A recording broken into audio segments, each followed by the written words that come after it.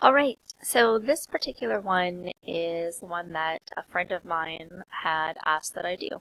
So here is all of the test taking skills and advice that I typically give to students when I see them. So we're going to get started right away here.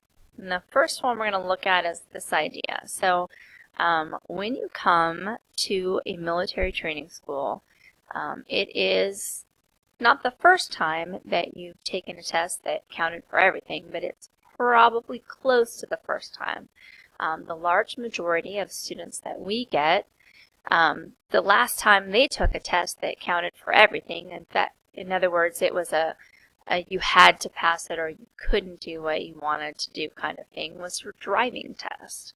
And of course, if you don't pass your driving test, then you don't get your license. In school, on the other hand, you usually have assignments and homework and opportunities to come in and make corrections, to improve your grade, things like that. So a test is not really everything, and so there's not a lot of stress involved typically with testing, at least not as much as we find here. So a lot of our students are just really unprepared for the anxiety that comes with kind of that all or nothing test.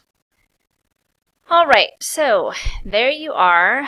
Keep in mind that some anxiety is normal. So it is normal to be a little anxious. In fact, it's a good thing.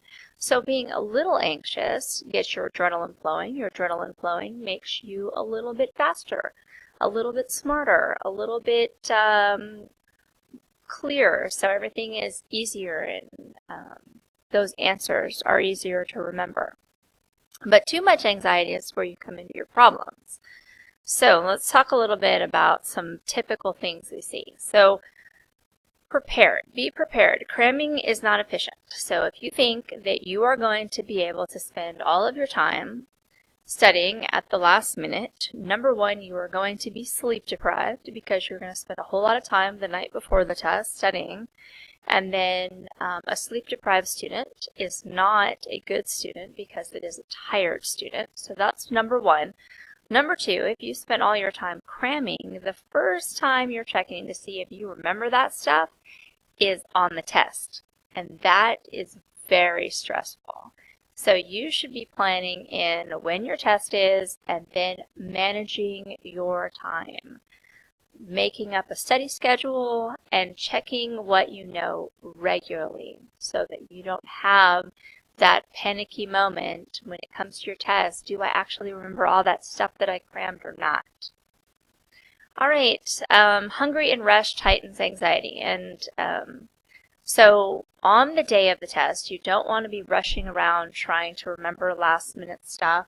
Get yourself some breakfast, do your usual routine, get into class. You should probably have a little bit of time as in breaks or just before things kind of get going, and you can do a little last minute studying then. But don't rush around in the morning trying to put in extra study time because it is going to make you feel very anxious.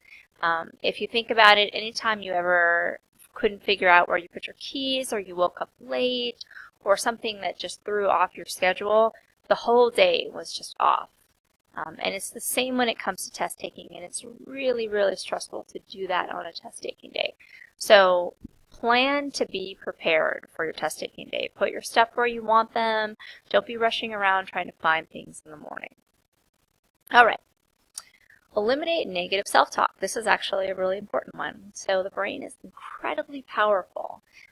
There have actually been studies done of people that have, for instance, believed that they were pregnant, so much so that their body developed pregnancy symptoms. They went all the way through to labor, but no baby, because the brain is just so powerful. They were so convinced that the brain manifested actual physical properties that went along with that. That's why placebos work, right? So they have a test group, and then they have a control group, and the control group gets a whole lot of placebo stuff, but the brain, a lot of times you will see the same results in the placebo group that you see in the test group because the placebo group doesn't know it's a placebo group, and the brain is very powerful, and it's like, oh, I'm taking this medicine that's supposed to do this things to make it better, so, you know, of course, I'm better. But it just doesn't work that way. So, back to negative self-talk. This is what I mean.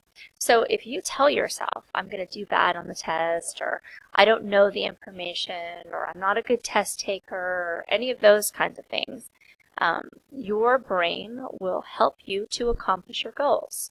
So if you say those negative things, like I won't pass, or it's really hard, I can't do it, or I'm not a good test taker, then you won't be a good test taker. You won't pass. You won't do whatever it is that you are saying that you're not going to do, because the brain will help you to accomplish your goals. And if you're saying them and that's what you're thinking about, then your brain thinks that that is a goal. You don't want that to happen. So you really need to do some positive self-talk, and you need to stay around people that are doing positive self-talk. In other words, you put in the time. You know, you did the study, you put in the time, you did the practice testing, you know, you participated in the reviews, you did the reading, whatever it was, but you prepared.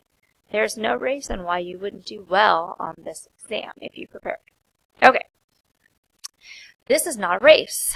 So a lot of times students get into this whole idea of a test being a race, but it is not a race. It is actually something that you should take your time and do, and everyone is actually going to finish somewhat differently, because we read at different paces, we reason at different paces, we're better at certain parts of the test than others. So it's not a race. You are not comparing yourself to anyone else. As long as you finish it in the allotted time, you are good. It doesn't matter whether you finish early or you finish late, as long as you finish in the time. And sometimes if you do find yourself kind of racing, because there tends to be a little bit of an adrenaline rush at the beginning, because they're like, okay, everybody wait, you know, go. And so it's kind of like when you're at the starting line and then you get that adrenaline rush. So the adrenaline rush sometimes is actually not a good thing, because it will make you a little careless sometimes because you're going too fast. So when that does happen, when the timer goes off or when they say you can start, it's good just to take a couple of breaths and not start right away occasionally.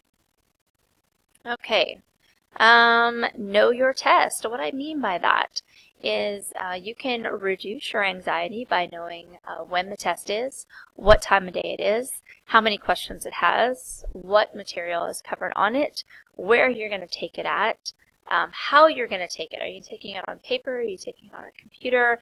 And the more you can know about it, the more calm and in control you will feel. All right, and this leads us to you are in control. What we mean is you can start when you want. Remember we talked about it's not a race. You can take a couple of minutes. You can take a couple of minutes sometime in the middle.